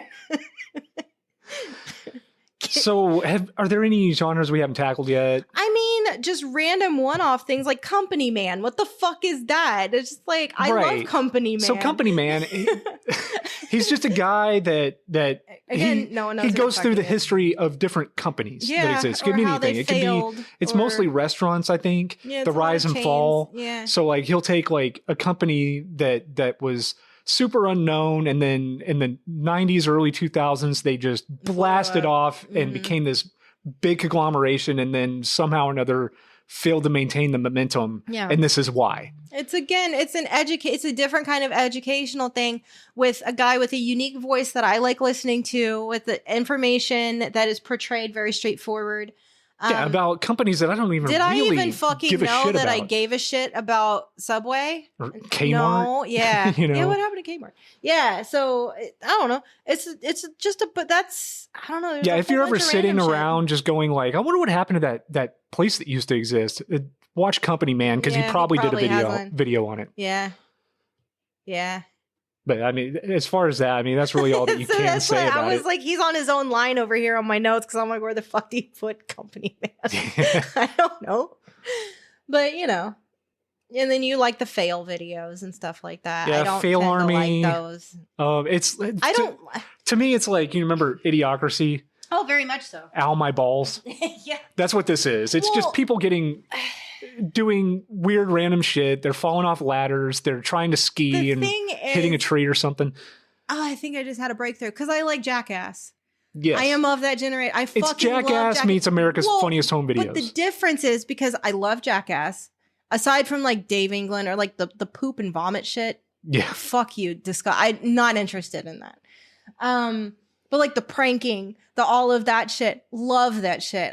Johnny Knoxville, like Steve-O, Ryan Dunn, Chris Pontius, all these people, love the shit out of them. I don't like Fail Army for the most part. And I think the difference is, well, they're agreeing to be punished, right? Well, yeah, and they are purposefully setting out to do these things. Whereas Fail this Army, is just some fat dude falling downstairs because it's slightly because icy outside, or or just people falling off their bikes. Or there's a lot of Ring doorbell cameras where people are carrying food into the house and they trip and spill their food everywhere. Yeah, and there's a big difference in intent there. It's not intended to entertain. And to me, I just end up feeling bad for a lot of these people, or I just don't like watching people get hurt unintentionally. And when we say hurt, yeah, they get hurt, but it's not like they're not breaking bones. You don't know that, though. They just cut away. You don't fucking know what happens. They don't do that. They're not going to do anything that is a serious injury. That's part of their... I just feel like they put, no one was hurt. And I'm like, how the fuck do you know that? I mean, they probably felt some pain from falling on their ass, whatever, but... some of these car wrecks and shit are no joke, man. Not hurt, meaning that they were able to walk away from it minimally harmed. I don't know. And some of them are funny, but most of them are just Yeah, sometimes it's like animals scaring people. Yeah. But that's something that you and the kid, like, I'm like, I'll put this on. That'll draw the teenager out, and the two of you can just laugh like idiots. Yeah, absolutely. And we're both just like Beavis and Butthead sitting there and just. And I'm on my phone. Yay, family. Right. But, yeah, I don't know. But like intentional pranks and shit like that, that was a craze for a long time on YouTube that I thought was fucking stupid. The fake prank videos. The fake and shit prank like videos that. were bad. Fucking dumb. Just dumb. But yeah, that was just indicative Dumb. of the time too, because Yeah. you had That was very 2016. even before that, because I mean, you had 2016. Punk'd with Ashton Kutcher, Yeah, that was dumb. and once that became big, then people on YouTube started doing prank videos, and then reality prank videos went away, but Mhm. YouTube prank videos Yeah. only got worse and worse. It was fucking dumb. I don't miss them. Yeah, Again, Jackass is the exception, but that is a group of friends pranking each other for the most Yeah. part. and they agree to it. Or if it is something like It's consensual. No. Is it Party Man? What's his fucking name? Party Boy. Party Boy, yeah. Party Boy. Like and I mean he does bring the public in on that, on whether they want it or not. Yeah, I but mean, it's so funny that I can't not. He'll put himself in like a string Speedo. His tuxedo Speedo. And like, and white tennis shoes, and just and he's got the back of it just like in my his ass crack. Pontius, what? But I also think that part of that is because I was a teenager, like when Jackass and CKY and all of that like came Yep. into being. I was heavily watching it MTV. very much helped. It was very much of the time, and yeah, because I know my mom's horrified by all of that shit. She's like, "What are you doing?" My And mom I'm like, never even knew what "It's Jackass fucking was. Funny. Oh my god. I never even brought it up to her. Well, you probably knew better. But yeah, man, and that's why YouTube, aside from Crunchyroll, that's what I watch most easily.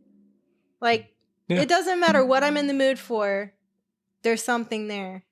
and there's always something new. A lot of it's comfort discover watching with it. too. You know, like if I'm having a bad day or whatever, or if I'm just bored, or if I'm sleepy, or you know, you have those channels, those I don't know, not to bring it back to Game Grumps again, but you know, there's those certain games that they play or playthroughs that like, and I know it sounds trite and whatever, but really have helped me, because I'm not the type of person to go to you or anyone and be like, I'm depressed, I need help. That's Right. just not who I am, whether for better or worse.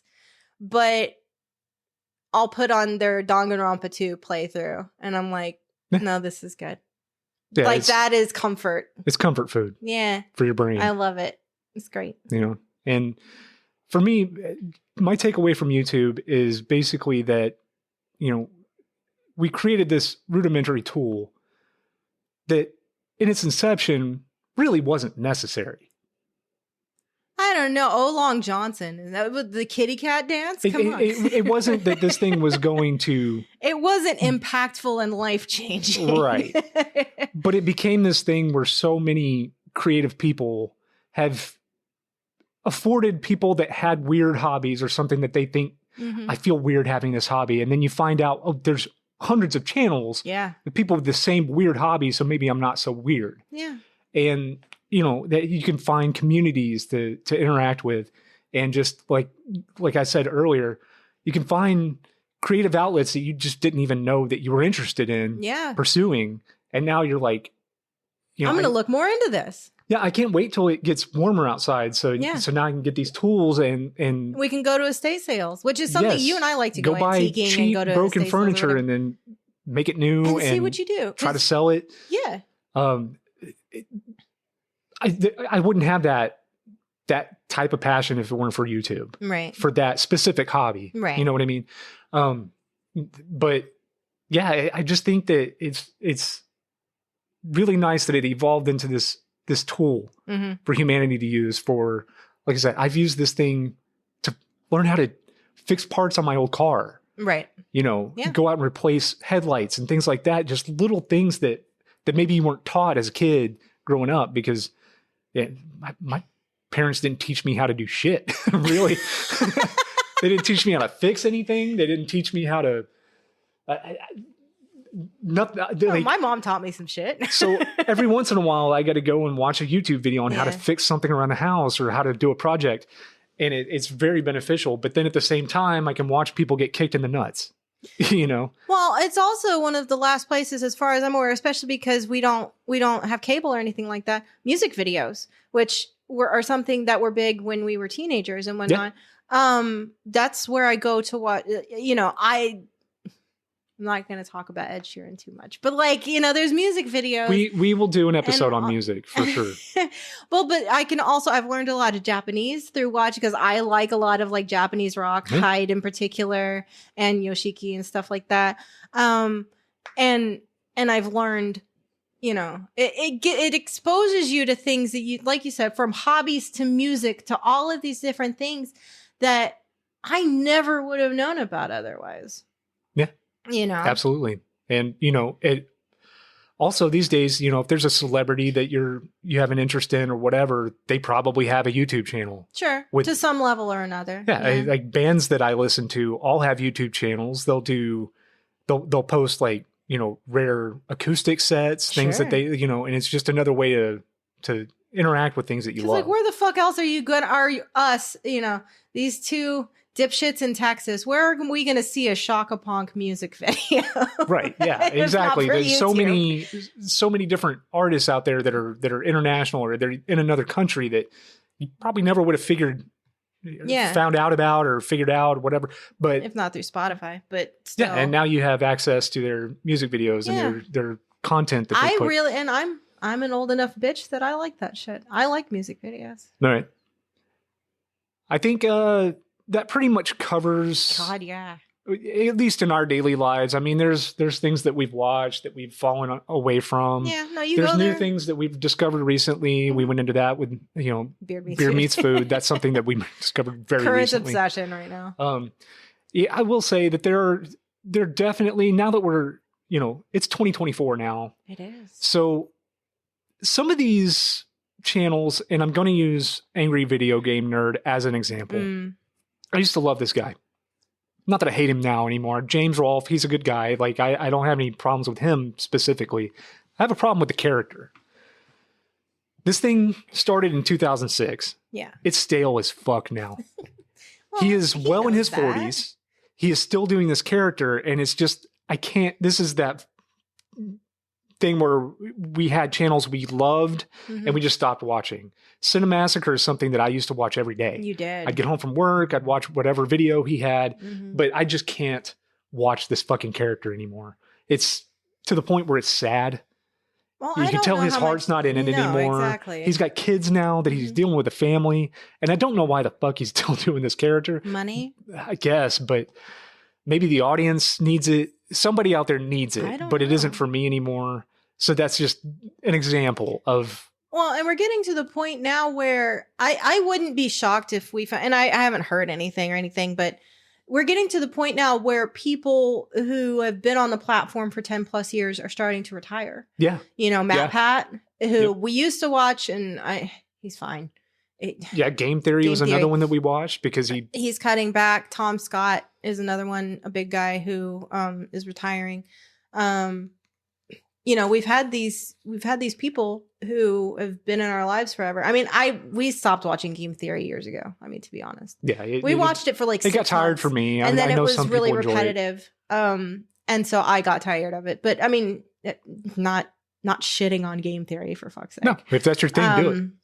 And I did like his collabs with the Grumps, but I wouldn't be surprised if before too long some of, you know, more of the people like James Rolfe who have been around for so long, and I'm gonna, you know, because Moist Critical went over it a little bit, and he's like, yeah, you know, it's a dream job, but it's still a job, and it never stops, and you have to constantly go, and so yeah, I wouldn't be surprised. I would hope for his sake, you know, that he was smart enough to manage his money well, to where he doesn't have to keep doing this and he can just let the character be what it was, because it was foundational.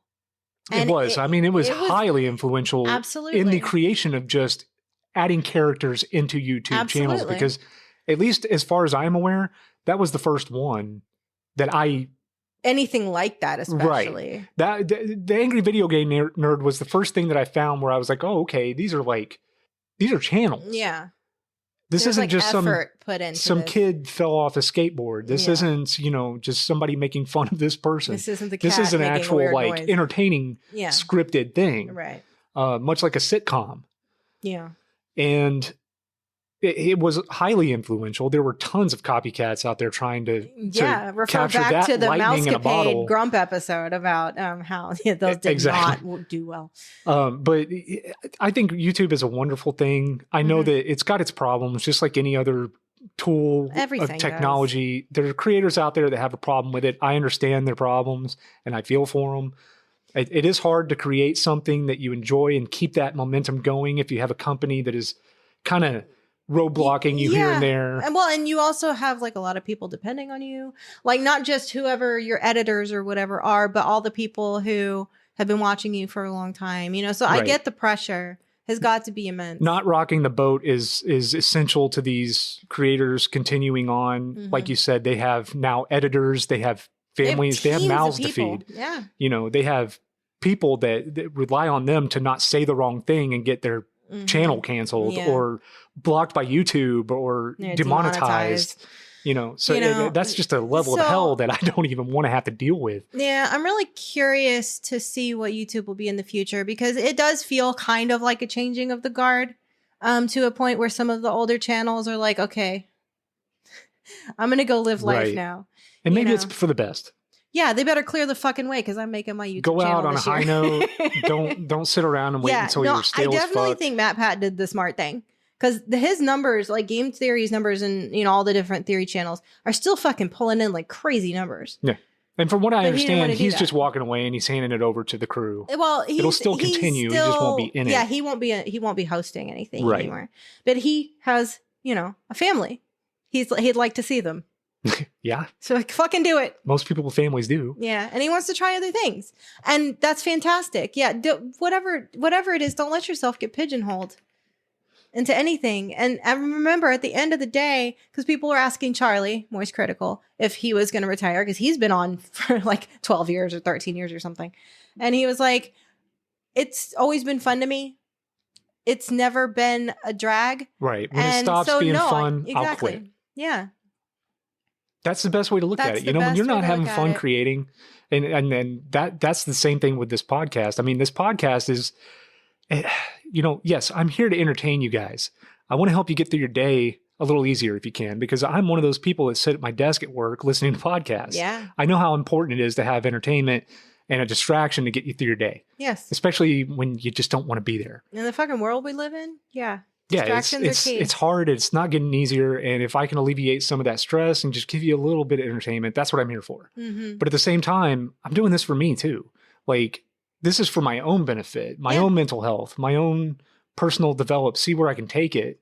And if it becomes work and it's just not fun and it's not entertaining you guys anyway, then yeah, I'll quit. I'll walk away from it if I have to. But I have no plans on it anytime soon. I would hope not. I want to do my best to make this something that's worth a damn, But I'm just a guy. I'm just a guy. I'm not a comedian. I'm not a personality. I'm not a celebrity. I just wanted to do this to see if it was something that was fun. And more importantly, too, doing episodes with you, Jess, one day we're going to be old. We're going to be. Yeah. If we're lucky. Either that or not. if something happened to one of us, like having this to go back and listen to, holy shit, that's going to make that a lot easier to deal with. Well, yeah, because having those conversations, because one of the things, I lost my mother and it's like, I don't have anything recorded of her. Well, I think on our wedding video, my dad and your mom. Right. But I haven't even watched it. It's on VHS. And to this day, my dad. We don't even have a VCR. My dad died in 2011. I still haven't watched it. But yeah, I don't, because my grandpa died this year. And I certainly don't have in-depth conversations with my mother recorded that I can go back and just listen to and hear her voice. Yes. And just have that comfort. That casual conversation too. It's the little things that you forget. Yeah. Like the yeah. Yes. And just like, if something were to happen to you, I would have these moments caught that we're just having a good time Are together. you planning and on we're murdering laughing. me? Not today. I got Okay. shit to do. It's You do? yeah, not The really. fuck do you have? You don't have shit to do. You gotta okay, put the sheets on the bed. just That's don't- what you've got to do. I just don't feel like it today. Oh, okay. Maybe tomorrow. I We'll am see. making steak for dinner, so you should probably keep me around for that. Well, yeah, then you're safe. You're Oh, fine. sweet. You're gold. Hey, But yeah, it just would be really nice to have these conversations so yeah, that we can listen to them and yeah, that's one thing I want out of my YouTube channel too. Once I start it, and just have that because I'm gonna Yeah. do it for me. You should do the podcast for you. Anybody out there wanting to do a creative thing, do it for you. Do it as well as you can. Find people to support you. If it turns into something, fucking awesome. And if not, dude, it's for you. You still have it. Yeah. And every YouTuber I've watched, every person who has really succeeded long term, they don't start out with the idea of, all right, here's how I'm going to get rich. right. That's not the fucking way, dude. No. And I want each and every one of you to go out and do wonderful things with your lives. And I want you to find things that you're passionate about. And I want you to just fucking do them, As long as Just- they don't hurt anybody else. Yeah, as long as it's not dangerous or, like you said, hurting somebody, Yeah. then yeah, go for it. Why not? Find something you're good at. It's so hard to get through this life without something that makes you happy. Absolutely. And that's what this podcast is for me. Yeah. And- And what that is might change over time. It used to be collage for you. You used to do a lot of art. Yeah. Then you did make furniture for a little bit. And you've done all these Here and different things. You collected movies for a long time. For a long time, that was your hobby. Or the big ass fucking graphic novel things that you have. I don't know what they're called. Graphic novels. Well, like the big, like the Sandman ones, the Preacher ones, the like big fucking. Oh, those absolute edition. Sure. Yeah, hardcover. I look, when it comes to comics, I Those just big fucking prefer things. I prefer the deluxe edition hardcovers that are stupid expensive and very impressive on a shelf. Yes, I know. But I'm saying that shit changes over time. But you should always be chasing something. Yeah. Whatever the fuck that is, man. Find your passions. Make it Yeah. work. Make it work. Oh, And just man. it's the motivation too. Because I'm not a very motivated person. Really? Like I'm sorry. I can do a lot of cool shit and Yeah. I can get very passionate about things, but if I don't have the motivation, it's just like I know. it's not going to happen. I've learned to not bother. I'm like, it's like with the tools. I bought you this big fucking set because you had mentioned the furniture restoration. And I was like, I'm taking this gift to you, this very expensive gift to you, is taking away an excuse as to why you can't do something. Right. But if you don't use it, cool. But you're not going to use this as a crutch because I fucking know you. And you'd be like, yeah, I would, but nah. Well, Yeah, yeah, you but can. also at the same time, if it doesn't work out, we have tools. Yeah. We can use tools. We can always use tools for repairs. I'm and shit. constantly needing to sand things. So, You never know. Well, now you can. oh, now I can. Yeah. I'm not using Now we have a nail gun. Oh my goodness. That's cool. Yeah. Target practice. We can go out back. What? We can- No. Anyways, so yeah, that's just a handful of things that we're into on our daily basis. I hope you Yeah. guys were entertained by this. We had fun. Mhm. And so with that being said, where can people find you? Me, I'm Jess Moon. I am at JHL Moon on Twitter, Instagram, and Blue Sky. You can also find, if you're interested in seeing anything more about my other podcast. Well, this isn't my podcast, but the other podcast I regularly appear on is the Shadow Spark podcast, and that's at Shadow Spark Pod on Twitter. And then we do have full audio video episodes at youtube.com/@ShadowSpark Publishing. Did you want to mention that you have 3 books that have been published that people can buy? Oh, no. No. I do. I wasn't going to mention it. Yeah, I do. Why And don't you- 3 more are coming out this year. The second trilogy is coming out this year. Why don't you tell them what that is? No, don't make me tell. I need to clear you're not a writer, my guy. You don't ask a writer about their books. They're published. They're out there. They You should are. probably It's let the people buy them. Albertine Axiom is the series. It's a 12-book 4 trilogy. Kind of emo fantastical hope punk is what I've decided the genre is. Yeah, The first trilogy is available. it is. The Proliferation trilogy is out. It's just go to shadowsparkpub.com. and look for the Albertine axiom at the top. You can do that. You can also look, I don't know if you find me on Twitter and Instagram. I really suck at talking about my books. I didn't know you were going to make me talk about my books. My podcast, baby. Bitch. The second trilogy is called the Annihilation Trilogy. And the first one will come out March 9th of this year. So pretty soon. Nice. And then one in June and then one in September. Yeah, I'm super proud of you, by the way. Honestly, that's a huge undertaking. You know, not many people can get published to begin with, but to do something I just started my own publishing house. Yeah, right. Well, again, I just founded a corporation. That's indicative of like of you. You know, it's like, oh, you don't want my books, whatever. Well, no, okay. To be fair, we had an offer from a trad pub, like one of the bigger trad pubs, but the contract they offered us was fucking garbage, and it always is. Fuck you. Well, not only that, but they're gonna want to take the rights. That's and shit like that. I mean, you know, we own the rights to. And we all know. People. Well, at least I know. When it comes to you, you're not going to give up control. What are you talking about? Nor should you. I mean, that's yours. You built that, man. And, you know, you brought that to life. And yeah, I highly recommend you guys go out there and buy the trilogy and just check it out. Have you read the books, John? I'm never going to read them. Exactly. I don't, and I'm fine with that. Some people on Twitter are like, my spouse didn't want a beta read. I was like, my husband ain't never read a single fucking thing, and I'm fine with that. I'm just not a reader. I don't care. My self-worth is not tied up in whether or not you think I can write well. Right. You know, I write those for me. I started the house for me, and now it's like this whole big thing. Yeah. But yeah, I'm super proud of you, man. Thank you, man. Getting those out there. And thanks, bro. Not only that, but like you're really helping other people too. You know, there are authors that have signed on with you that just like, I think the way you usher them in and just kind of alleviate the stress of being an author is super important. Yeah, one of them's coming to stay with us for a week. God damn. But Valerie Storm. Just the way that you guys interact, I think is super cool. Well, the way that, because Mandy and I started it, and the whole thing about Shadow Spark is we were like, well, if we're gonna found a house, we're gonna do it from a writer's point of view, because we know we were writers first. You're not coming at them and wheeling and dealing and nickeling and diming. I'm not interested and throwing in your that. terminology like, all of out there and confusing them for everybody. It's very transparent.